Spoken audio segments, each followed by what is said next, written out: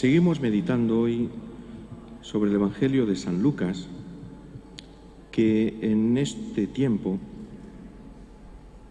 nos lleva acompañando a Jesús en su camino hacia Jerusalén. Empezamos el capítulo 10 y ahí, en esos versículos, se nos desvela un aspecto muy importante de nuestra vida cristiana. Comienza así el Evangelio. Después de esto, designó el Señor otros 72 y los mandó delante de él, de dos en dos, a todos los pueblos y lugares a donde pensaba ir él. Después de esto, dice el Evangelio, se está refiriendo a lo que nos narra San Lucas en el capítulo 9, cuando se le acercan a Jesús algunos para decirle que lo quieren seguir allí donde vaya. A otros incluso Jesús los llama y les dice, sígueme. Y todos le ponen dificultades. No encuentra la llamada de Jesús corazones inmediatamente preparados, prontos, dispuestos a decirle que sí, porque hay como una especie de resistencia, de dificultad para seguir al Señor con todo el corazón, con toda el alma, con toda la disponibilidad de la vida, una entrega generosa, que es lo que se merece Jesús, porque Él se nos da totalmente, sin reservas, sin guardarse nada para Él. Y por eso quiere que nuestra entrega también sea así, sin reservas, sin miedos, sin dudas, sin perezas ni comodidades. Una entrega total, definitiva. Y después de esto, entonces, Jesús designó otros 72. No utiliza la palabra eligió, sino la palabra designar, pero que lleva consigo el envío. Los designó porque los eligió para algo. Y nombra el número 72. ¿Por qué? ¿Qué significa este número? El número 72 es un número que en la Biblia tiene un significado y se refiere al número total de los pueblos de la tierra. En el libro del Génesis, en el capítulo 10, se habla precisamente de los 72 pueblos que poblaban la tierra. También el número 72 es 6 veces 12. El número 6 es el número de la imperfección.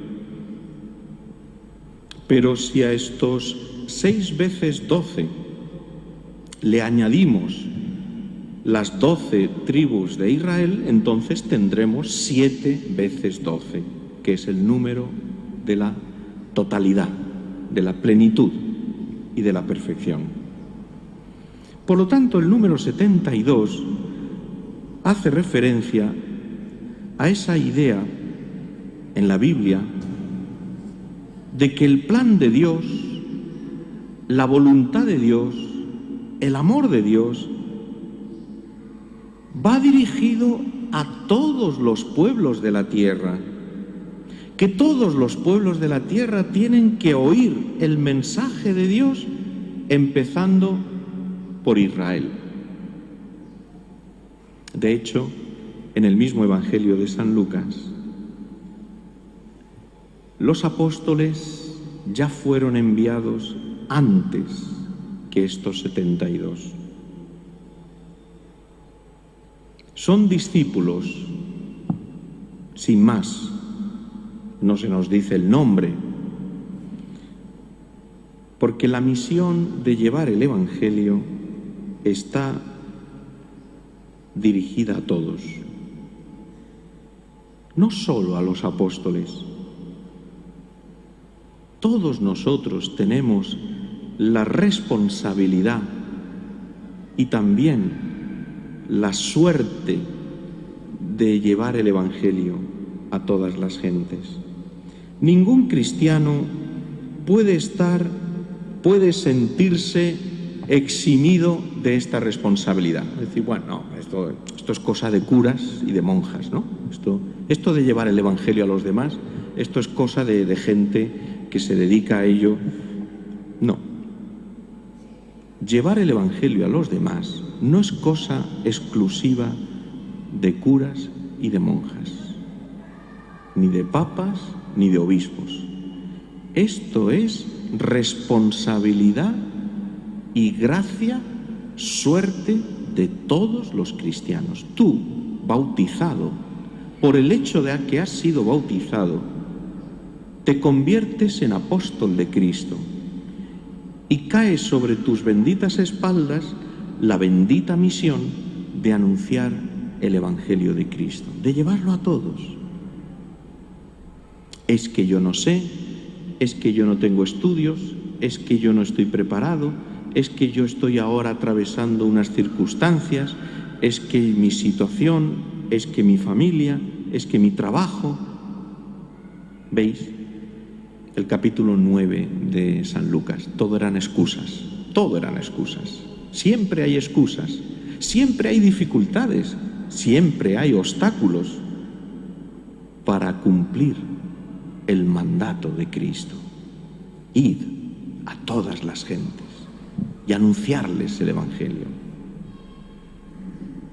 Es que yo soy muy joven, es que yo ya soy muy mayor, es que yo tengo niños, es que yo estoy casado, es que yo estoy esperando casarme. Entonces, todos son excusas, todos son excusas.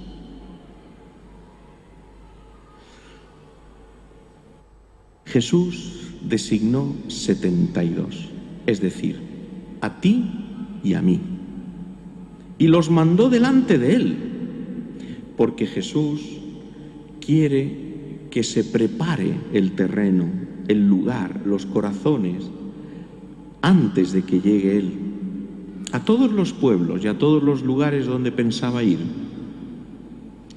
porque es importante que sea preparado ese lugar y ese terreno, para que así puedan acoger con buena disposición la palabra del Señor. Pero además no te preocupes, porque no estás solo. O sea, no es que el Señor te manda y te dice, hala, venga, adelante, ahora tú solo, a ver lo que haces, a ver cómo hablas, a ver cómo lo explicas. No estás solo, porque Jesús nos acompaña siempre. ¿Recuerdas además esa frase del Evangelio? No os preocupéis de lo que tenéis que decir, porque el Espíritu Santo pondrá en vosotros palabras oportunas. Tú no tienes que confiar en tu inteligencia, en tu sabiduría, en tu capacidad, en tu saber hablar o no saber hablar. Todo eso son medios humanos, que están bien. Pero lo fundamental es que el Espíritu Santo pone en tu corazón y pone en tu mente y en tu boca palabras oportunas.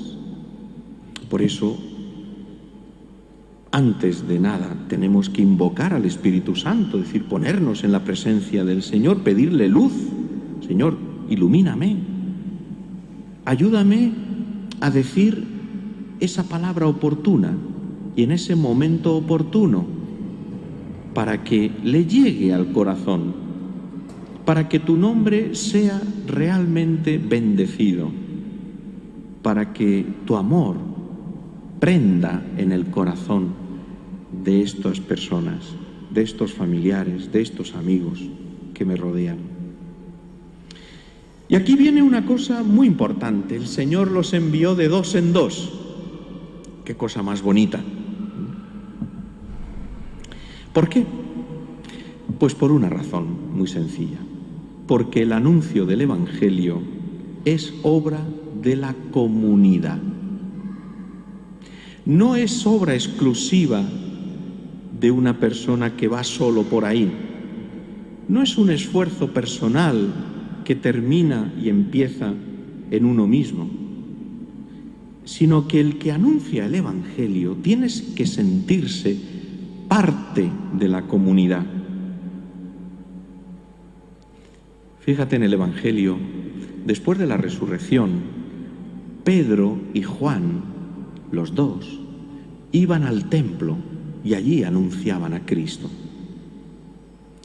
Pablo y Bernabé, los dos, iban y comenzaron aquel primer viaje. Después, Pablo y Silvano, el segundo viaje. Iban de dos en dos, o de tres en tres, o de lo que fuera, porque al final es la comunidad la que anuncia el Evangelio. Pero además, porque según el libro del Deuteronomio, el ir de dos en dos garantizaba la ayuda mutua y la verdad del testimonio. Es decir, cuando se da un testimonio y lo dan dos, ese testimonio tiene más fuerza. Pero San Gregorio Magno decía una cosa extraordinaria, extraordinaria. Decía, ¿por qué mandó el Señor a sus discípulos de dos en dos? Y decía, pues porque son hermanos y no amigos. Los amigos los elijo yo y procuro elegir como amigos a los que me caen bien. Me llevo bien con ellos, tenemos las mismas aficiones, los mismos gustos y entonces lo pasamos muy bien.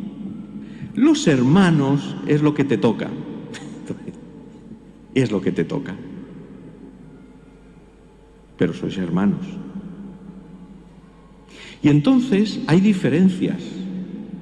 Cada uno tiene un carácter, cada uno tiene una forma de ser, una forma de pensar. Y entonces es fácil que se produzcan situaciones en las que se manifiesta esa diferencia.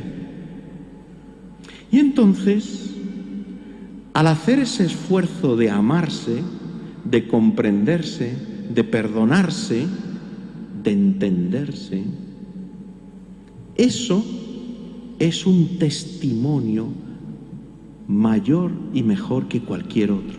Porque entonces los otros dirán, fíjate cómo se aman, con lo distintos que son, cómo se quieren.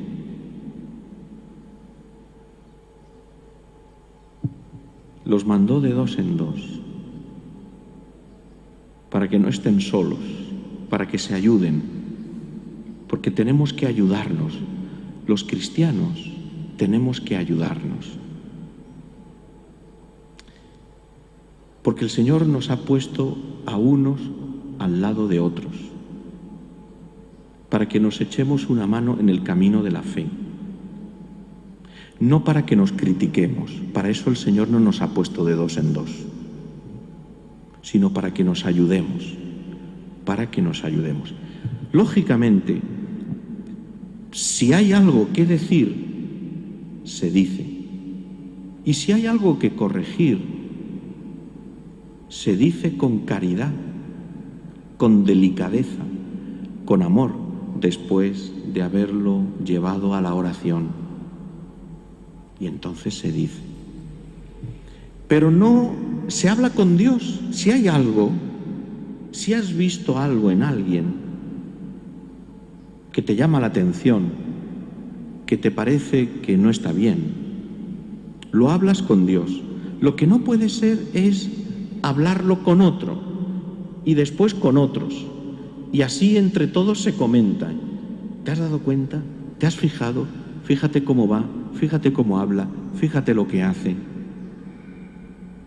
Y al final nadie le ayuda, nadie le ayuda. Eso es murmuración. Y la murmuración no es cristiana. Eso es comentar las cosas negativas y ya está. Y eso no ayuda, eso no beneficia en nada. Eso lo único que hace es enfriar la caridad en nuestro corazón. Cuando se hace eso, lo primero que pasa es que se enfría la caridad en nuestro corazón, se congela.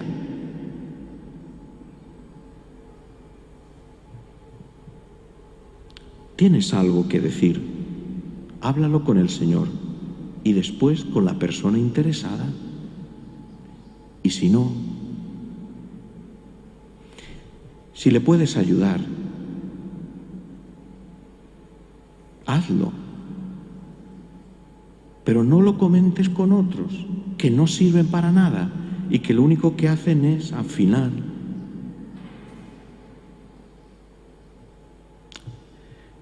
perjudicar la fama de una persona. ¿Quiénes somos nosotros entonces para ir perjudicando la fama? Yo no digo que estemos despellejando, no creo que lleguemos a ese nivel. Ojalá no, porque eso es terrible. Pero sí que hay cositas, sí que hay comentarios. Pues no, se habla con el Señor, se le pide luz y después se habla con el interesado.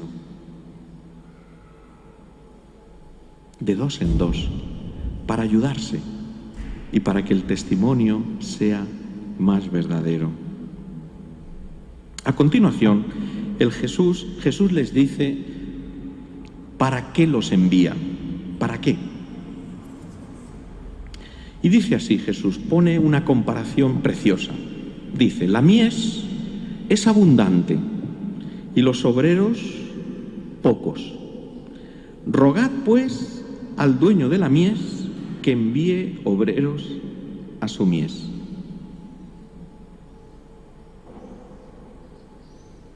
Poneos en camino, mirad que os envío como corderos en medio de lobos. La mies es abundante, dice Jesús. Esto es algo extraordinario. Muchas veces leemos y entendemos este pasaje de manera un poquito negativa, ¿no? Sobre todo por la segunda parte. La mies es abundante y los obreros son pocos. Qué pena, ¿no? Pero aquí hay una cosa importante, la mirada de Dios. ¿Qué es lo que ve Dios? Que la mies es abundante. Es decir, Jesús lo que nos pide es participar en la alegría de Dios. La alegría de Dios que ve cómo el campo está ya preparado, cómo las espigas están ya llenas de grano, cómo está maduro el campo para recoger una cosecha maravillosa. Así es como Dios ve a la humanidad, la ve ya preparada, la ve madura, la ve ya llena de fruto.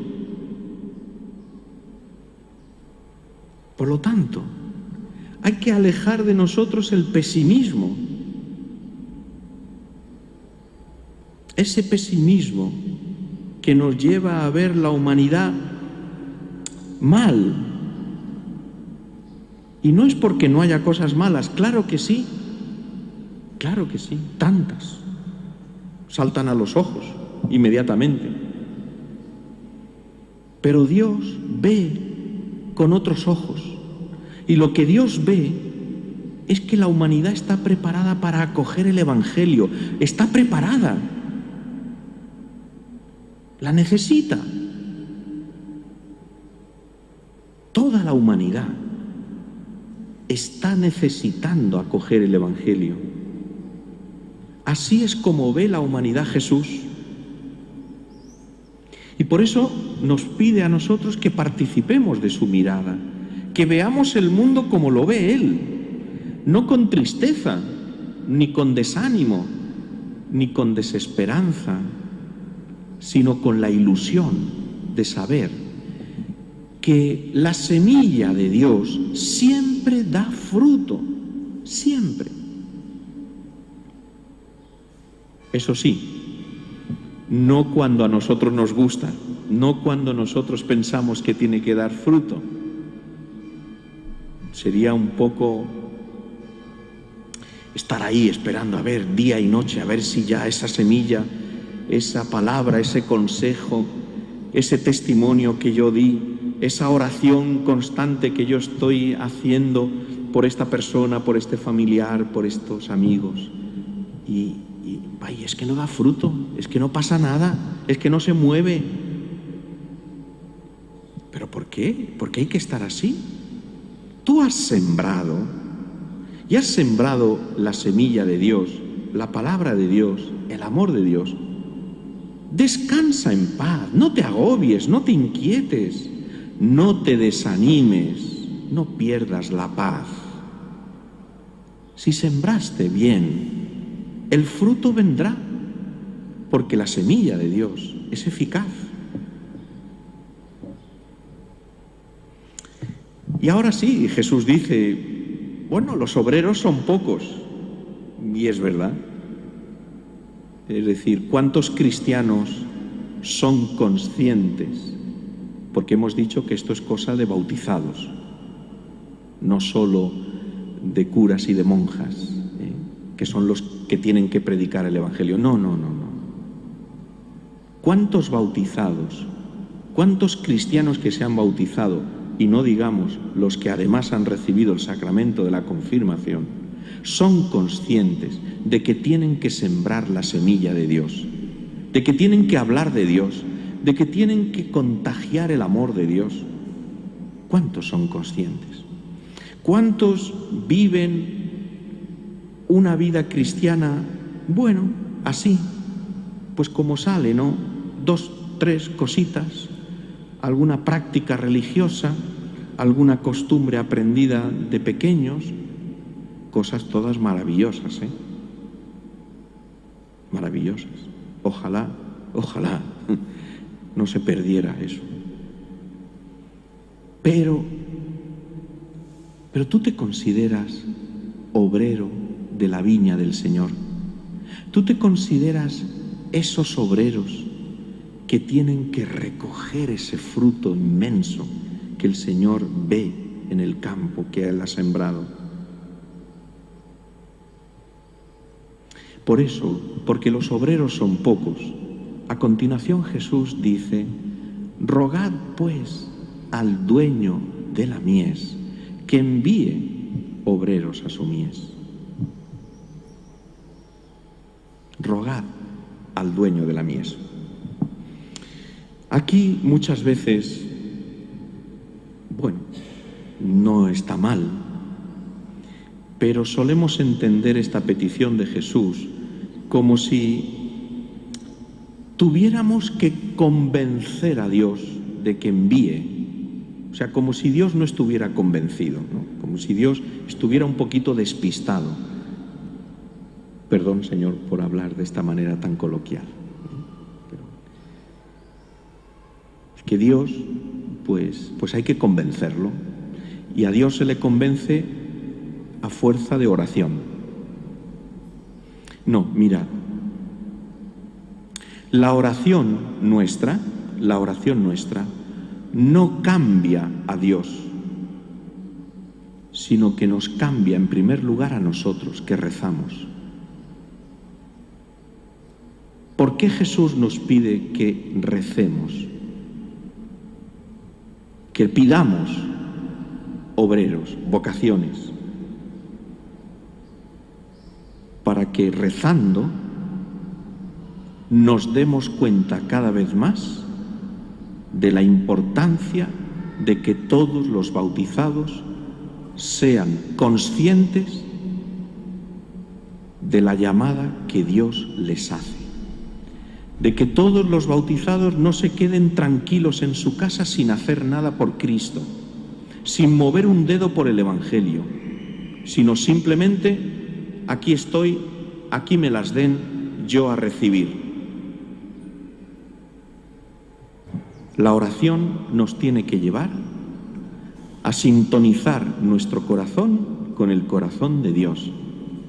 Y Dios está deseando que todos los bautizados se comprometan más por el Evangelio. Dios lo está deseando. Por eso, si nosotros empezamos a rezar, entonces ese deseo de Dios, ese anhelo de Dios, pasará a nuestro corazón. Y sentiremos lo mismo que Dios siente. Y desearemos lo mismo que Dios desea. Y amaremos lo mismo que Dios ama. La oración no cambia a Dios. La oración nos cambia a nosotros. Esto es muy importante. Porque a veces rezamos pensando que tenemos que convencer a Dios de la necesidad, de mi agobio, de mi preocupación, de lo que me interesa. Como si Dios ya no lo supiera, como si Dios no te conociera, como si Dios no viera tu situación, como si Él estuviera despistado. Esta no es una imagen de Dios buena, ¿eh? Y por lo tanto, rezar así nos produce tristeza, porque rezamos con falta de fe. Y rezar con falta de fe es, bueno, yo voy a rezar porque no me queda otra cosa que rezar, pero esto es muy difícil, ¿eh? Esto no se va a resolver, ¿eh? Yo rezo, pero ya sé que en el fondo esto no se va a solucionar. Esta concepción mágica de Dios, como si Dios fuera un mago, como si Dios fuera un ser que pronuncia una frase y se realiza. Dios es amor. Dios es un corazón inmenso que nos ama con locura y sabe mejor que nosotros mismos lo que tenemos necesidad, por dónde estamos pasando, cuál es nuestra situación. Y la oración es para que tú entres cada vez más en el corazón de Dios y te asemejes a Él y ames como Él y desees como Él y quieras como Él. Por lo tanto, la oración es camino de conversión a Dios. No se trata de convertir a Dios a lo que yo quiero, no. En la oración te tienes que convertir tú a lo que Dios quiere. ¿Cuántas veces hemos meditado la oración de Jesús en el huerto de los olivos? Padre, si puede ser que pase de mí este cáliz, pero no se haga mi voluntad sino la tuya. Esa es la oración. Esa es la oración. Dice Jesús: rogad pues al dueño de la mies que envíe obreros a su mies. El verbo que utiliza en castellano enviar está muy bien, pero no refleja toda la riqueza del verbo griego del Evangelio, que quiere decir mucho más que enviar. Viene a decir algo así como sacar fuera, es decir, como si esos obreros estuvieran cómodos en casa, tranquilos, despreocupados, y entonces lo que hay que hacer es sacarlos fuera, sacarlos de su comodidad, sacarlos de su pereza, sacarlos de esa indolencia, de ese no hacer nada. Tiene una fuerza ese para que envíe obreros a su mies. Para que envíe es para que los saque de esa pereza que los tiene atenazados, de esa comodidad. Lo que pasa que en español dice para que envíe obreros a su mies. Sí, está bien, pero dice algo más. Dice mucho más. Casi que los empuje, ¿no?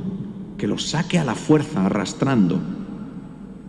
¿Recordáis esa parábola del Evangelio cuando Jesús cuenta de aquel dueño de la viña que va a buscar obreros, jornaleros, y va de buena mañana y contrata a un buen número de jornaleros. Y después se acerca ya a la primera hora de la tarde, cuando está ya para terminar el trabajo, y ve allí a algunos que estaban sentados en la plaza sin hacer nada. Y les dice: ¿qué hacéis aquí sin hacer nada? Y entonces dicen ellos: nadie nos ha contratado. La respuesta que podía haber dado Jesús: ¿pero por qué no habéis venido a primera hora? ¿Por qué habéis venido a la última hora de la mañana, perezosos? ¿Que estabais durmiendo en casa? ¿Así queréis trabajar? Pero Jesús es más bueno que yo y entonces no les dijo eso. Pero se sobreentiende en la pregunta de Jesús: ¿qué hacéis aquí sin hacer nada? ¿Qué hacéis aquí? ¿A qué os dedicáis? ¿Pero qué cristianos sois? ¿Dónde está vuestro empuje, vuestra ilusión, vuestro amor al Evangelio? ¿Dónde está? Para que envíe, para que Jesús, para que el Señor nos saque de nuestra pereza, de nuestra somnolencia, de esa especie de siesta espiritual en la que muchas veces estamos y que nos lleva a no movernos, a no hacer nada por el Evangelio, mientras la humanidad está sedienta de Dios, mientras a nuestro alrededor hay tantos que no conocen a Cristo, que no lo aman como lo deberían de amar. Son gente buena, gente maravillosa, los conocemos, sabemos de sus cualidades, de sus virtudes, de tantas cosas buenas, son trabajadores, honrados, estupendos, pero no aman a Cristo como lo deberían de amar.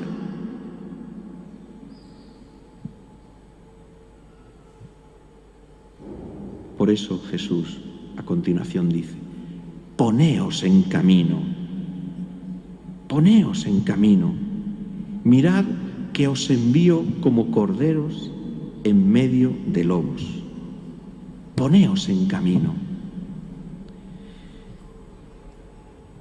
moveros, no os quedéis parados. Es que ahora empieza julio, el verano, el calor, todo se paraliza, todo cobra un ambiente mucho más tranquilo, más pausado. Bueno, y mientras tanto el demonio no descansa, no descansa. Ni un solo día, ni una sola hora, ni un solo minuto. El demonio no descansa nunca. Nosotros nos tomamos vacaciones espirituales, no digo las vacaciones lógicas y justas, que hay que descansar físicamente, es necesario descansar, pero espiritualmente no podemos tomar vacaciones, no podemos cerrar, no podemos abandonar, no podemos quedarnos sin el alimento diario, la oración, la Eucaristía, el rosario, la lectura del Evangelio, la caridad.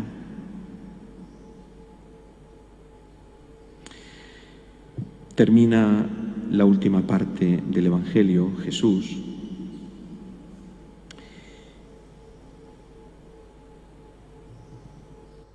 diciendo cómo tienen que ir sus discípulos.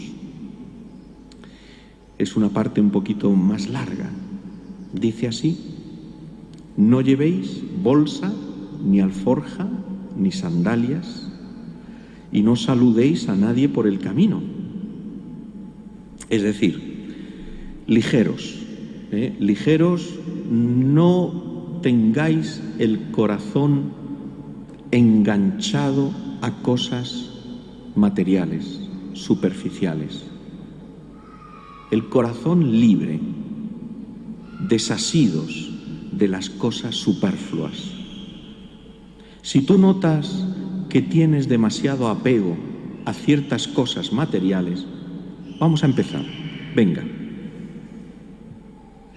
A la televisión, o a la radio, o al teléfono, o a las redes sociales, o a ciertas cosas, a ciertos alimentos, a ciertos vestidos, a ciertas compras innecesarias, a ciertas costumbres, a ciertas perezas,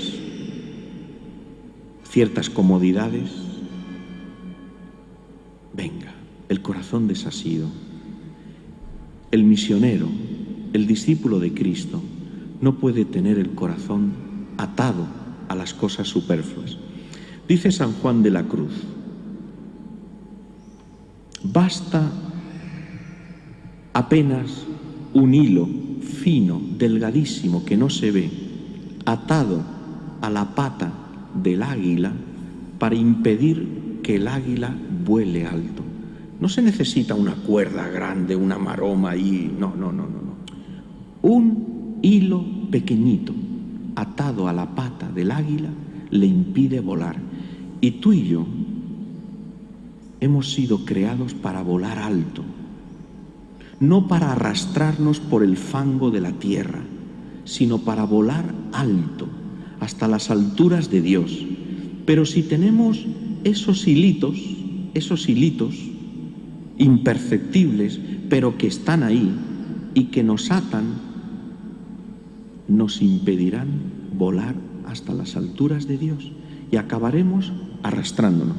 Y el águila acaba saltando como si fuera una gallina, y es la cosa más fea, porque que lo haga una gallina está bien, es una gallina, pero que un águila que tiene que volar pase la vida dando saltitos como si fuera una gallina, eso es lo más feo y desagradable.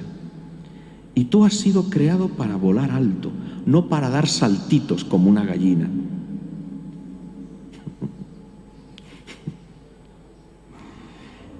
Y no saludéis a nadie por el camino. No quiere decir que no tengamos que saludar. Quiere decir Jesús, la misión es urgente.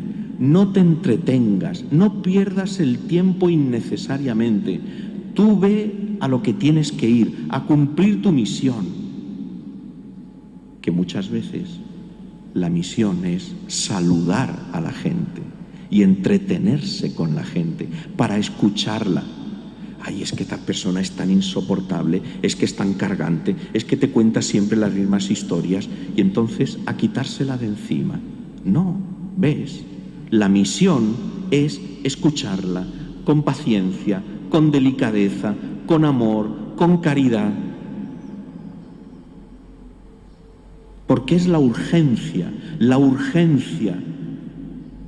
dice San Pablo, el amor de Dios nos urge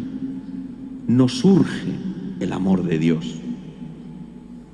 Ay, es que no tengo tiempo, es que no, pues es verdad, a veces vamos muy pillados de tiempo, pero tenemos que tener paciencia, comprensión, delicadeza. Terminamos la oración con el versículo 17 de este capítulo 10, en el que San Lucas nos cuenta: los 72 volvieron con alegría. Después de la misión, los 72 volvieron con alegría. Se fueron pobres, austeros, con una vida llena de obstáculos. En algunas casas no los recibían, en algunos pueblos los expulsaban, pero ellos cumplieron la misión. Llevaron el nombre de Dios, anunciaron a Cristo. Y por eso volvieron con alegría. La alegría de Jesús, que cuando ellos le dijeron: Señor, hasta los demonios se nos someten en tu nombre, Jesús les dijo: estaba viendo a Satanás caer del cielo como un rayo, la derrota de Satanás. Es la alegría de Jesús. La alegría de Jesús cuando ve que sus discípulos cumplen y llevan a cabo la misión. La alegría de Jesús cada vez que te ve a ti, que intentas ser fiel a tu vocación cristiana. La alegría que le das a Jesús cada vez que luchas, cada vez que después de una caída te levantas de nuevo, con más amor, con más humildad, con más ilusión. La alegría de Jesús cada vez que le dices que sí en cada momento a su amor. La alegría de Jesús cada vez que derrotas al demonio, cada vez que vences tu pereza, cada vez que superas tu comodidad. La alegría de Dios, la alegría de Jesús cada vez que te vences en tu orgullo, en tu amor propio, en tu vanidad, en tu soberbia o en tu lujuria. La alegría de Jesús. Vamos a decírselo hoy al Señor aquí presente. Jesús, danos a gustar tu alegría y ayúdanos a ser cada uno de nosotros causa de tu alegría. Así viviremos también nosotros participando de tu alegría.